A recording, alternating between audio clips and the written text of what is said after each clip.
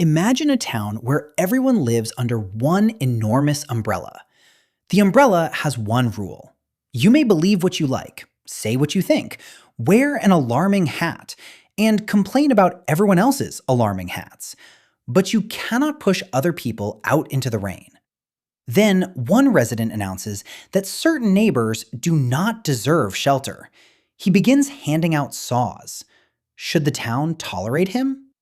This is the problem called the paradox of tolerance. A tolerant society wants to allow disagreement, but if it tolerates movements that intend to destroy tolerance itself, it may eventually lose the freedom it was trying to protect. So the first answer is yes, tolerance can go too far. But that answer becomes dangerous very quickly, because almost anyone can point at an opponent and say, that person is intolerant. Fetch the official wheelbarrow.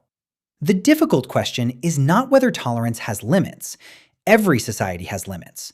The difficult question is where those limits belong, who draws them, and what happens when the person holding the pencil has very strong opinions. Tolerance is often confused with approval. But tolerating something means allowing it even though you object to it. You do not tolerate your favorite sandwich. You simply eat it. Tolerance begins when your neighbor chooses a sandwich you regard as a minor collapse of civilization, and you still leave him alone.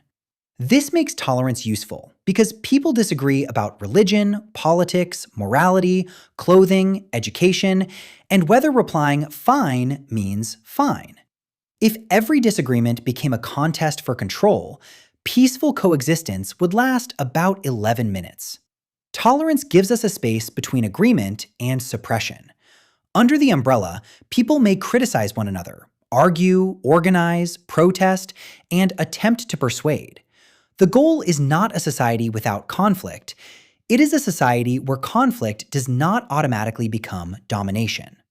The famous version of the paradox comes from Karl Popper's 1945 book, The Open Society and Its Enemies.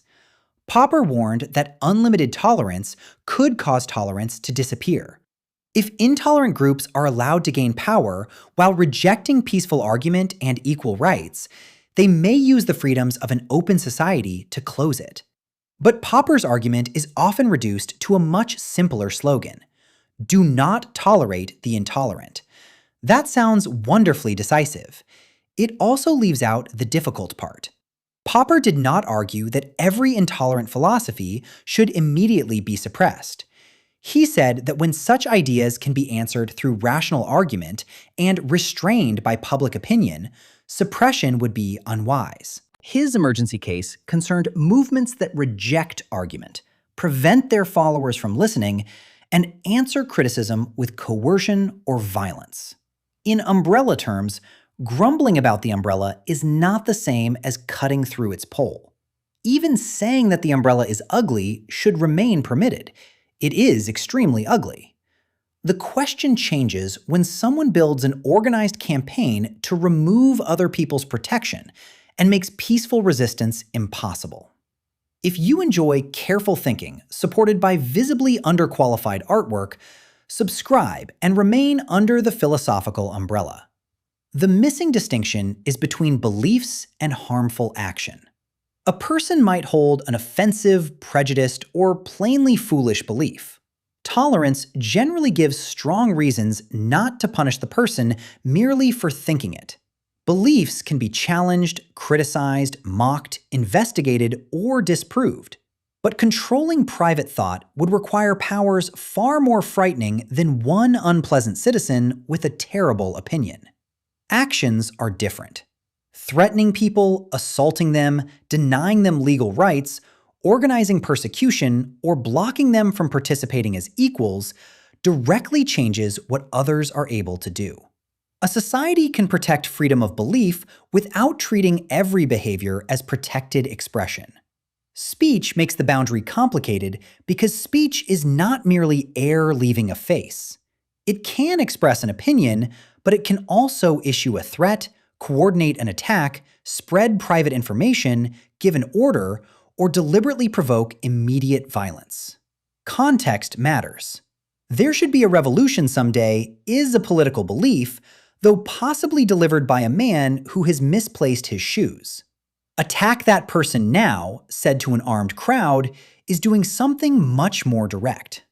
In the United States, one important legal standard comes from the 1969 Supreme Court case Brandenburg v. Ohio. The court protected even advocacy of force or unlawful conduct unless the speech was intended and likely to produce imminent lawless action. That is a deliberately high threshold because the government is a powerful and frequently clumsy instrument. Giving it broad authority to ban dangerous ideas may allow it to redefine dangerous whenever convenient. Other legal systems draw different lines, and philosophy does not automatically produce one universal speech law. But the underlying lesson is useful. We should examine intent, context, likelihood of harm, the speaker's influence, the audience, and the response being proposed. International human rights guidance on incitement uses a similar collection of factors rather than treating every offensive sentence as identical. This also shows why the slogan can be abused. Suppose the town council declares that anyone who criticizes the umbrella is attacking tolerance. Soon it bans complaints about leaks, then questions about repair costs. Then a child is removed from the public square for drawing the umbrella in an insufficiently respectful shade of brown. The council has defended tolerance by eliminating disagreement, which is rather like protecting a library by burning the books before anyone can damage them. One argument for broad tolerance is based on human fallibility. We are often wrong. Authorities are also often wrong, but with larger desks. If we suppress beliefs because we are certain they are false or harmful, we may silence true criticism, minority views, or unpopular reforms. Even genuinely bad ideas can sometimes be better exposed through open challenge. Suppression may drive them into closed groups, where members encounter fewer objections and gain the pleasant feeling that being banned has made them important. Broad rules can also be enforced unevenly. The powerful may describe their own aggression as public order, while describing resistance as intolerance. A rule designed for obvious extremists can slowly expand until it covers people who are merely rude, unconventional, or inconvenient.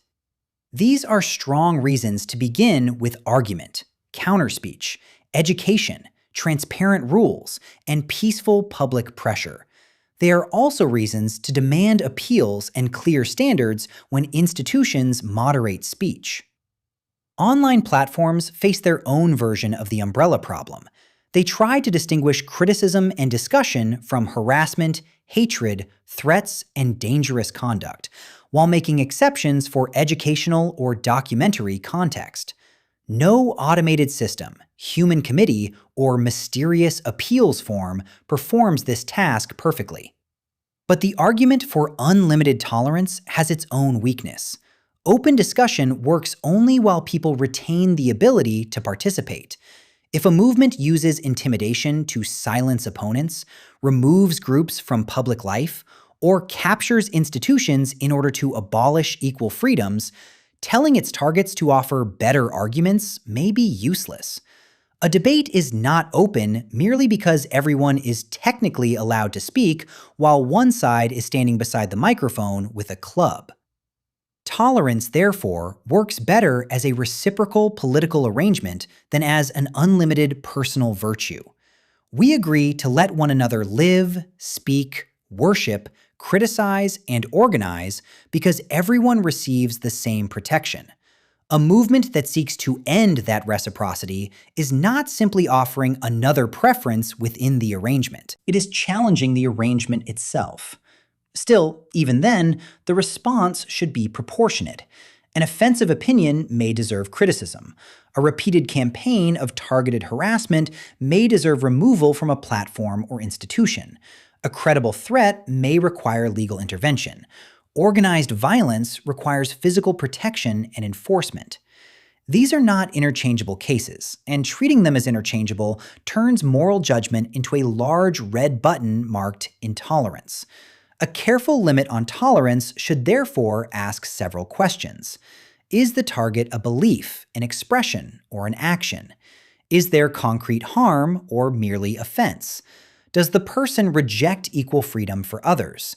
Are they trying to persuade or to intimidate and coerce? How likely is the danger? Who has the authority to intervene? And is the proposed response the least restrictive one that can actually protect people? These questions do not produce a perfect formula. They produce something less exciting and more useful: a process. The paradox of tolerance is not permission to silence everyone we dislike, nor is it a command to remain passive until the umbrella is lying in two pieces on the ground. It is a warning that tolerance depends on conditions. People must be able to disagree. They must also be protected from domination, persecution, and violence. Too few limits let intolerant movements destroy that protection. Too many limits let authorities destroy disagreement in the name of protecting it. So perhaps the real question is not whether the town should tolerate the man with the saw. It is whether he is criticizing the umbrella, refusing to share it, or actually cutting the pole, and whether the town can stop the cutting without declaring every pocket knife an enemy of freedom. Tolerance is not an umbrella with no edge. The edge is what makes shared shelter possible. The hard part is keeping it wide enough for people we strongly disagree with, while noticing when someone is no longer seeking shelter but control of the weather.